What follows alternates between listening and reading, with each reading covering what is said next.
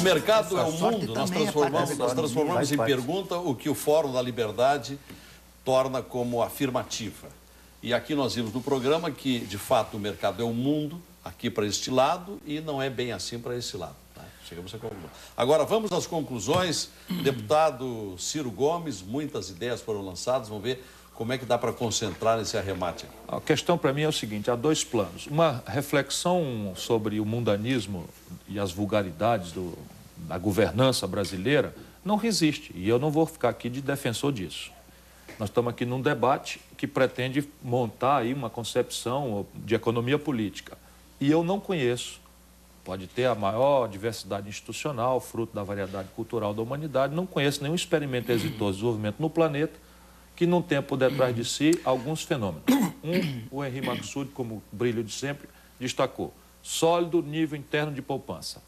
A única exceção é a Norte América, que tem poupança zero e se desenvolve assim mesmo, desde o pós-guerra, por uma atipia. Imprime o dólar, que é reserva de valor, que não se realiza lá, o que seria a maior hiperinflação do mundo.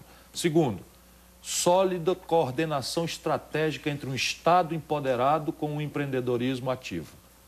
Aí você diz, mas na América, todo o protagonismo norte-americano, passei um período estudando lá, é esse encontro entre o empreendedor individual e a coordenação estratégica do governo norte-americano. Por que a América é a locomotiva da tecnologia do mundo? Por causa da encomenda aeroespacial e militar feita a trilhões de dólares pelo governo americano.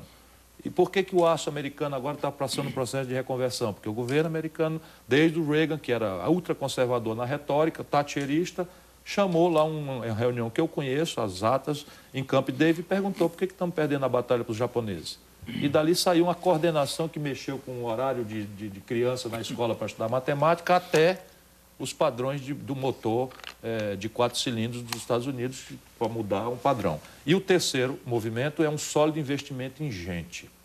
Só há explicação possível na imensa diversidade institucional do planeta nesses 3 paradigmas.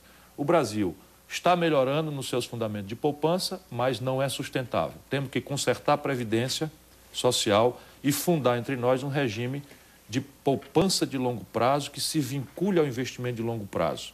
Isto é uma tarefa praticável no Brasil, mas não é cortando gasto nem transformando o trabalho numa mercadoria sujeita à lei da oferta e da procura, porque gente não é bode para você fazer isso, na minha opinião. Segundo, reformar o sistema de tributos não significa dizer reduzir carga tributária, como irresponsavelmente se fez agora, e está aí o Rio de Janeiro com 55 mil casos de epidemia de dengue, 67 mortes, e os postos de saúde abrindo às 8 da manhã e fechando às 5 da tarde. E aí o juiz dá uma ordem para abrir de noite e diz, não tem um médico. E o cara diz que tem gasto corrente demais. E os professores mal remunerados dando uma educação imprestável para a esmagadora maioria das crianças. Verba da saúde exatamente agora? Cortou agora, vai cortar pesado. Pois é, mas... Vai cortar pesado porque tiraram 40 bilhões. Poderia cortar? Sim, meu companheiro, o problema é que não há almoço de graça. Não tem almoço de graça. Sim, mas deve haver, se tu quer fazer graça com os pagadores de CPMF e tira 40 bilhões, aí tu tem uns problemas. Por exemplo, pode atrasar a folha de pagamento do funcionalismo? Não pode. Lavar a primeira despesa. Pode não pagar os aposentados e pensionistas? Não. Já vá a segunda despesa. Pode cortar o Bolsa Família? Nós achamos que não, porque é o prato de comida que tem 11 milhões de famílias e mais nada. Isso é um programa de segurança alimentar.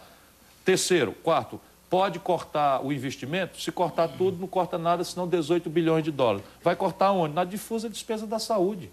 Cansei de avisar, vai acontecer. Agora, o Estado brasileiro é raquítico? Doutor Constantino. Não, o Estado brasileiro não é raquítico, por favor. Não ponha a palavra na minha boca. Não, eu estou concluindo. O que eu só digo é o seguinte, a Suécia, a Dinamarca, a Noruega são países de altíssimo desenvolvimento humano, onde o Estado é 2 vezes o tamanho do Estado brasileiro. Doutor Rodrigo Constantino, sua vez. O índice de liberdade econômica mostra que esses países escandinavos são muito mais livres que o Brasil. Eu queria falar... Uma carga tributária de 54% do PIB.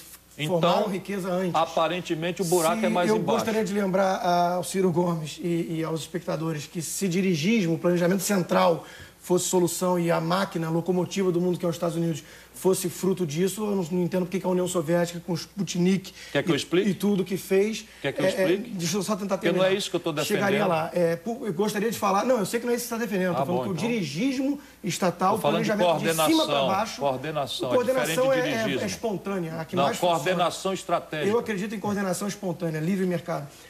A questão da educação, gostaria de mencionar também que não é uma panaceia. É óbvio que tem que ter investimento em educação, principalmente de base. Só que não é panaceia. O caso que o Maksud já lembrou da União Soviética, o próprio caso de Cuba, que o Ciro Gomes trouxe, que tem muito universitário, eu gostaria de lembrar que tem muito universitária se prostituindo e universitário dirigindo táxi, engenheiro dirigindo táxi, porque a Alemanha foi dividida em duas. Era um povo com uma educação muito parecida, uma desabou, a outra prosperou. Qual foi a diferença básica entre as duas? Liberdade econômica. Claro. E liberdade econômica é o que falta nesse país. Estamos em 100º lugar no índice de liberdade econômica do Heritage, do Fraser Institute e por aí vai. Então não adianta, se você investir em educação, se você botar um Estado dirigista que vai meia dúzia de clarividentes dizer qual o setor que tem que ser puxar a demanda, investimento e tudo isso, sem liberdade econômica, não vai para frente, não adianta. Professor Luiz Carlos Molion, suas conclusões. Bom, as minhas conclusões vou deixar para pensar. Estão falando muito em aquecimento global. E amanhã eu vou mostrar